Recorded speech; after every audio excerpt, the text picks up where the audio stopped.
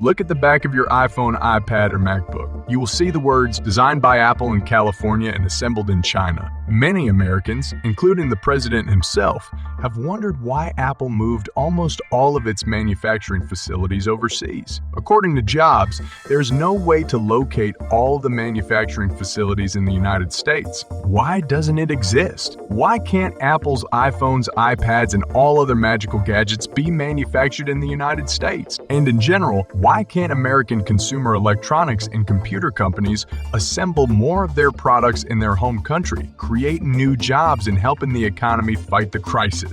The New York Times asked the question, and after a very serious research, which included conversations with former and current Apple executives, got a simple and frightening answer. iPhones are not made in America because they cannot be made in America. The infrastructure necessary for such production does not exist, and there are not that many workers. The Chinese factory where most iPhones are ultimately assembled employs 230,000 people. I asked Siri how many cities in the United States have a population greater than that number. There are only 83 such cities, and the population does not equal the number of able-bodied people. On average, the able-bodied population is 65% of the total population. It turns out that only 50 cities in the country have a sufficient number of able-bodied people. Yet even in New York City, 230,000 people make up 3% of the total population. Can you imagine that 3 out of 100 New Yorkers sit at an assembly line every day and assemble iPhones? Over the past couple of years, we've heard enough about the problems with working conditions at Foxconn factories. This Chinese company is responsible for assembling consumer electronics for most major companies,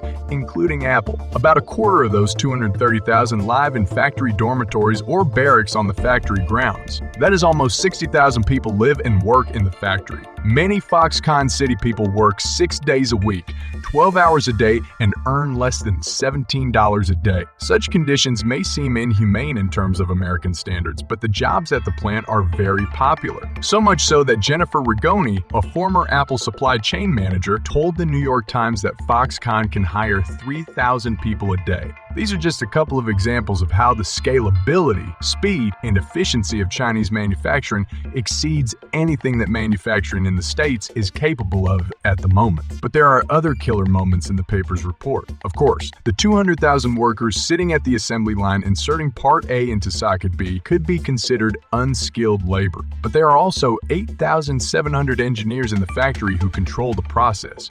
These people cannot be considered unskilled. That said, according to a Times reporter, it would take 9 months to find and hire that many qualified engineers in the States. The Chinese hired that many engineers in 15 days. Apart from the notable exception in the form of the A5 processor, most of the components for the iPhones are also made overseas. Many of the components are manufactured close to where the final product is assembled. If you bring these components to be assembled in factories in the States, there will be additional costs, and even worse for Apple, additional delays. Traditionally, advocates of moving manufacturing overseas have made an argument about cost in one way or another. It would cost more to do it in America, they say. You would have to pay higher wages, give bonuses, pay insurance, pay higher taxes.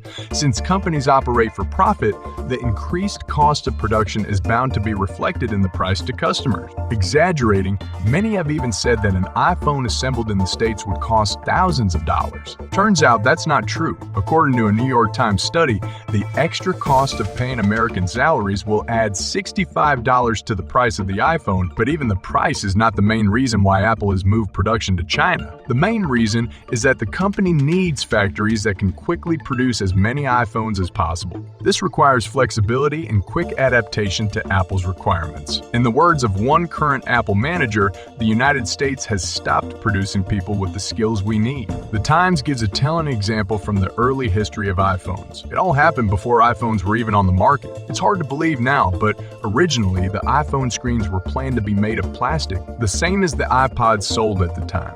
In mid-2007, a little more than a month before the first iPhones appeared in stores, Jobs suddenly realized the folly of such a decision. Jobs was carrying a prototype iPhone in his jeans pocket, and that prototype screen was covered with dozens of scratches by then. Jobs said, "I'm not going to sell a product that scratches like that. I want a glass screen." and I want it done perfectly in 6 weeks. Anyone who knows how Jobs worked will understand that Steve wasn't bluffing. If the product doesn't meet his standards, they won't sell it. No way. The 6 months of waiting for the first iPhone to hit the shelves fueled interest to insane levels. So Apple knew they had to stamp out iPhones as quickly as possible. And last-minute changes to the requirements for one of the most important components meant announcing a rush that simply wasn't possible at United States manufacturing facilities. Apple would have become the laughingstock of the entire delay, but what would have taken months in the States took 6 weeks in China. Apple negotiated with Corning to supply scratch-resistant glass, and Chinese factories were able to instantly integrate that glass into the existing iPhone design.